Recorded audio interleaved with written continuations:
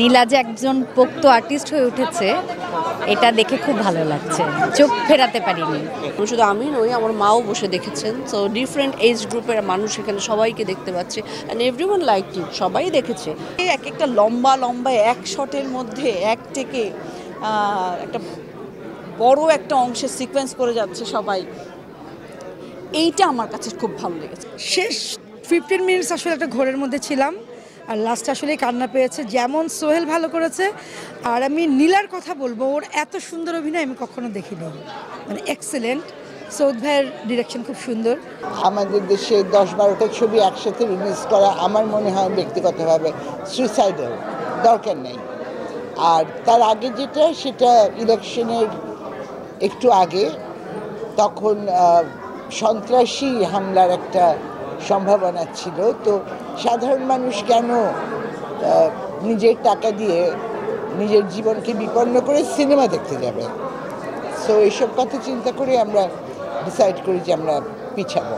এখন 3রা মে, 3rd মে release হচ্ছে, বাকিটা তো দর্শক জানে, দেখা যাক কী হয়।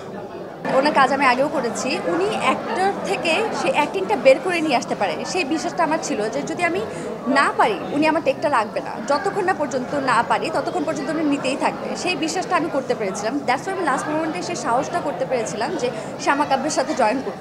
পারফেক্ট দিতে পেরেছি কিনা এটা তো একদম আপনারা বলতে পারবেন, অডিয়েন্স বলতে পারবে। আপনারা দেখেছেন, আমি শিওর যে আপনাদের যদি ভালো লাগে আপনারা একটু অডিয়েন্সকে বলবেন সিনেমাটা দেখতে আসার জন্য। আর অভিজ্ঞতার কথা যদি বলেন, সেটা হচ্ছে যে আমি যখন সৌদ সাথে মিট আপ করতে জাস্ট হঠাৎ করেই তাদের সাথে দেখা করতে যাওয়া, এবং তারপরে স্ক্রিপ্ট শেয়ারিং অ্যান্ড চরিত্রটা সম্পর্কে ব্রিফিং, অ্যান্ড আমাকে বলা হয় যে আজাদটা করবো কিনা।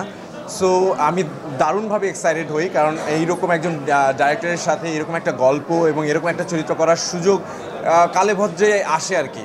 বাংলা সিনেমাটা দেখতে হবে, হলে গিয়ে বাংলা সিনেমা দেখবেন, তাহলে যারা সিনেমা বানানোর স্বপ্ন দেখে কিংবা যারা সিনেমা করতে চায় তাদের স্বপ্নটা চলমান থাকবে। আপনারা সিনেমা দেখবেন, সিনেমা দেখে ভালো মন্দ আলোচনা সমালোচনা সবই করা যাবে, কিন্তু সিনেমা না দেখে করা যাবে।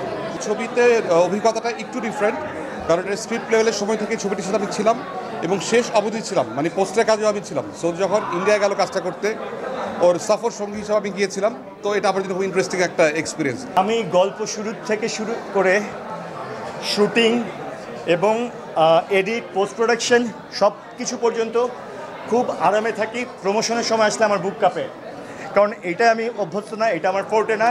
এই কারণে আপনারা আসছেন, থ্যাংক ইউ সো মাচ। আপনারা ছবিটা প্রচার করবেন এতটুকু আশা করছি।